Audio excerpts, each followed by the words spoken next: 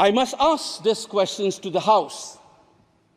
Is this silence communicating to the people of the Northeast, and Manipur in particular, that you don't matter in the Indian state scheme of things?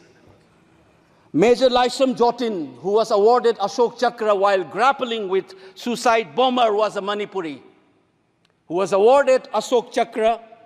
You are dishonoring his own state.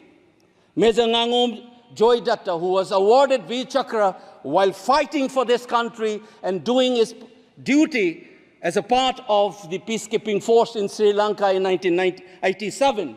You are dishonoring this man. You are dishonoring the likes of the youths who hold the tricolor in international platforms.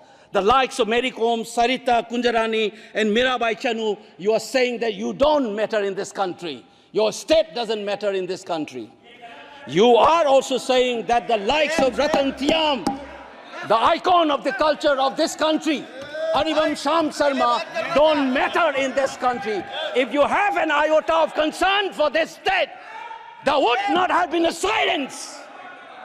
There would not have been a silence in this House, nor in the presidential address. This must be registered. Please raise your point of order. If you wanted to doubt the nationality and the nationalism of the people of that state, you must realize that these people have fought for the country. These people have brought Lural to this country after independence. Can you negate this fact?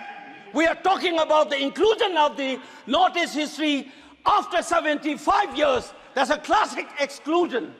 India was an anthropological subject, not a historical subject in the eyes of the colonial forces. And today, the Northeast remains outside of the history of the Indian history textbook. That is why you treat them as the other. And that's the silence. And the silence on the Manipur tragedy is not unique.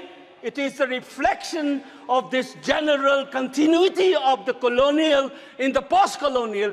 It is sad to see a nationalist party like the BJP will feel comfortable with this silence on the tragedy of Manipur. Keep your hands on your heart and think about the 60,000 people who are linguistic in relief camps. And those mothers, those widows, think of them. And then you talk about nationalism. Point is made. He made Only his point. then we will understand what this tragedy means. And Mr. Chairman, the hurt, the anger has thrown a nobody like me to be part of this temple of democracy. Beating the BJP cabinet minister, think about the pain. If you hear an anxiety, anguish, and a pain in my voice, please go back and see those 60,000 people linguisting in the relief camp. Don't talk about partition remembrance till you bring that. I would keep quiet the moment the Prime Minister opened his mouth and the Nationalist Party says that Manipur is part of India and we care for the people of that state. Only then I will accept what is nationalism in our face. Thank you, Mr. Chairman. Manipur के संबंध में मैंने पिछले सत्र में विस्तार से बात कही थी, लेकिन आज मैं फिर से एक बार दोहराना चाहता हूं। मणिपुर की स्थिति सामान्य करने के लिए सरकार निरंतर प्रयासरत है। वहां जो कुछ भी घटनाएं घटी, 11,000 से ज्यादा एफआईआर की गई है। मणिपुर छोटा सा राज्य है, 11,000 एफआईआर की गई है। 500 से ज्यादा लोग अरेस्ट हुए हैं। आदरणीय सभापति जी, इस बात को भी हमें स्वीकार करना होगा कि मणिपुर में लगातार हिंसा की घटनाएं कम होती जा रही है। इसका मतलब शांति का आशा रखना, शांति पे भरोसा करना संभव हो रहा है। आज मणिपुर के अधिकांश हिस्सों में आम दिनों की तरह स्कूल चल रहे हैं, कॉलेज चल रहे हैं, दफ्तर और दूसरे संस्थान खुले रहे हैं। आदरणीय सभापति जी, मणिपुर में भी जैसे देश के अन्य भागों में परीक्षाएं हुई, वहां भी परीक्षाएं हुई हैं और बच्चों का अपनी विकास यात्रा जारी रखी है। आदरणीय सभापति, केंद्र और राज्य सरकार सभी से बातचीत करके शांति के लिए, सौहार्द रास्ता खोलने के लिए लगातार प्रयास कर रही है। छोटे छोटे इकाइयों को जोड़ करके इन ताने बाने को गूंथना एक बहुत बड़ा काम है और शांतिपूर्ण तरीके से हो रहा है। बीते समय में पहले की सरकारों में ऐसा नहीं हुआ है।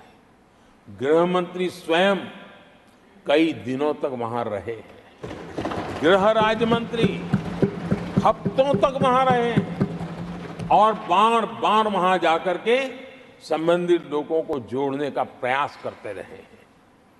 आदरणीय सभापति जी, पॉलिटिकल लीडरशिप तो है ही, लेकिन सरकार के सभी वरिष्ठ अधिकारी जिसका जिसका इन काम से संबंध है, वे लगातार वहां फिजिकल जाते हैं, लगातार वहां संपर्क में रहते हैं और समस्या के समाधान के लिए हर प्रकार से प्रयासों को बल दिया जा रहा है। आदरणीय सभापति जी, इस समय मणिपुर में बाढ़ का भी संकट चल रहा है और केंद्र सरकार राज्य सरकार के साथ मिलकर के पूरा सहयोग कर रही है। आज ही एनडीआरएफ की 2 टीमें वहां पहुंची है, यानी कि प्राकृतिक मुसीबत में भी केंद्र और राज्य मिलकर के मणिपुर की चिंता कर रहे हैं। आदरणीय सभापति जी, हम सभी को राजनीति से ऊपर उठ करके वहां की स्थिति को सामान्य बनाने में सहयोग करना चाहिए, ये हम सबका कर्तव्य है। आदरणीय सभापति जी, जो भी तत्व मणिपुर की आग में घी डालने की कोशिश कर रहे हैं, मैं उनसे आगाह करता हूं कि ये हरकतें बंद करें। एक समय आएगा मणिपुर ही उनको रिजेक्ट करने वाला है, ऐसे लोगों को। आदरणीय सभापति जी, जो लोग मणिपुर के इतिहास को जानते हैं, मणिपुर की घटनाक्रम को जानते हैं, उनको पता है कि वहां का सामाजिक संघर्ष का एक लंबा इतिहास रहा है। उस संघर्ष की मानसिकता की जड़ें बहुत गहरी हैं, इसको कोई नकार नहीं सकता है। और कांग्रेस के लोग ये न भूले कि मणिपुर में इन्हीं कारणों से 10 बार राष्ट्रपति शासन लगाना पड़ा है। इतने छोटे से राज्य में 10 बार प्रेसिडेंशियल रूल लगाना पड़ा है, राष्ट्रपति शासन लगाना पड़ा है। कुछ तो मुसीबतें होगी और ये हमारे कालखंड में नहीं हुआ है, लेकिन फिर भी राजनीतिक फायदा उठाने के लिए वहां पर जिस प्रकार की हरकतें हो रही है। हमसे जुड़े रहने के लिए हमारे YouTube चैनल को सब्सक्राइब करें और नई वीडियो की नोटिफिकेशन के लिए बेल आइकॉन को दबाएं।